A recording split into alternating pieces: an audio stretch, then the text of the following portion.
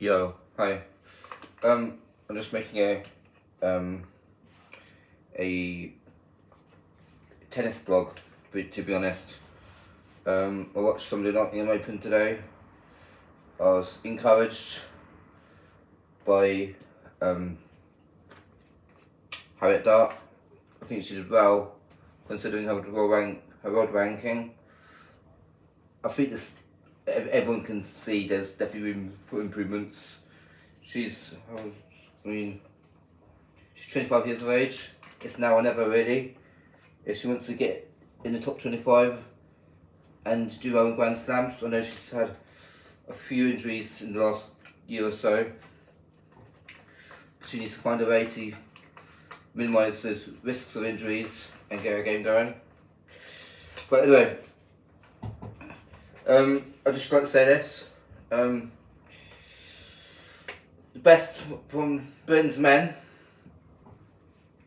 are Daniel Evans, who's ranked 35th in the world, 32nd in the world, 30 years of age, 35th in the world. Andy Murray's 35 years of age, he's 68th in the world. He's had his best days past him, winning Grand Slams and everything. He can still win a trophy, but I don't think it'll be a Grand Slam, so it's going to my walk of time. We've got Jack Draper, who's 20 years of age. He's ranked 106th in the world, very, very young, and got many years ahead of him if he uses his experience and his potential to maximum, and have what it takes.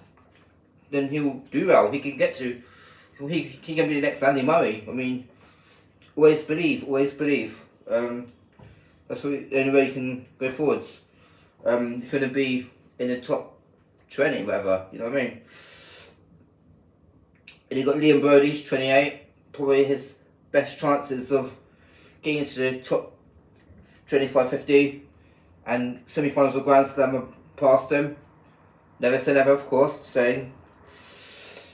Jay Clarke, age 23, ranked 163rd in the world. Well, it's now or never if he wants to really push onwards and upwards to world recognition at the top. Ryan Penston, 197th in the world, he's 26 years of age. If he wants to get out of the top 100, it's got to be now. Paul Jubb is 22 years of age. He's got age on his side, but his world ranking completely against him. 273rd in the world. I think it was 233rd. I think 273rd. So we've got in the men's, we've got, to me, 3 players on the right side of age. Probably 4, but to be honest, I only can see Jay Clarke and Jack Draper, obviously along with Daniel Evans for the next 2-3 years, really pushing the world's best and potentially, why not believe in Grand Slams? This is where British tennis has got to get boys and girls to be, so the next generation come along and get us, more Grand Slams, more joy, more, Emma Raducanu is 11th, so I missed her out because she's done so well for Britain, despite only winning one Grand Slam, but then that can happen to anyone at the start of their career. And she's got such a great personality as well, and I like her individuality of wanting to be her own coach and player. I don't know, would that really affect her positively or negatively, winning more trophies on tour and a future Grand Slam sooner or later. Again, who knows? Heather Watson, who's 30, she's ranked 101 in the world now. Yeah, I think her chances of major success are probably gone now, I can't lie. Harriet Dart, who was fantastic today at times, and to be honest, at the time she needed to be, most of the time obviously, otherwise she obviously wouldn't run that game, so yeah, just great. Key Bauer today was, I have to admit, was very poor. Your world rankings definitely showed up today. Very poor, straight sets of feet. I know the player who you played was is a very good player. But you got to give yourself a chance, and if you can't give yourself a chance, obviously, like in any sport, you've got no chance. Francesca Jones, she's only 21 years of age, she's ranked 187th. Well, give it 2 years, you'll be in the top 50. If you do well in every tournament throughout the tour.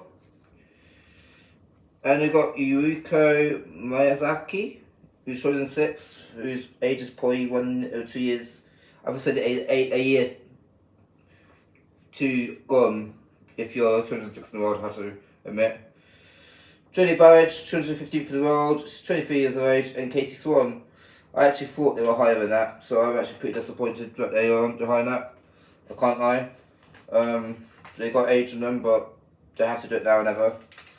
And British tennis, I had to admit, when your country who hosts one of the biggest Grand Slams on the circuit, and your players, you don't have 4 players in the top 25, that is pretty disappointing. And I think the coaches have got to really learn how they can get the better out of the players. The players got to learn how to get better out of themselves. And I just have to say that I had wondered what the situation was with the rankings, and it's not great reading. But that's not down just to the players and the coaches, it's down to the British Tennis Association and whatever else. And yeah, I'm sure if you give it 2 years, these boys and girls who I said have got a bright future, everyone's got a future obviously.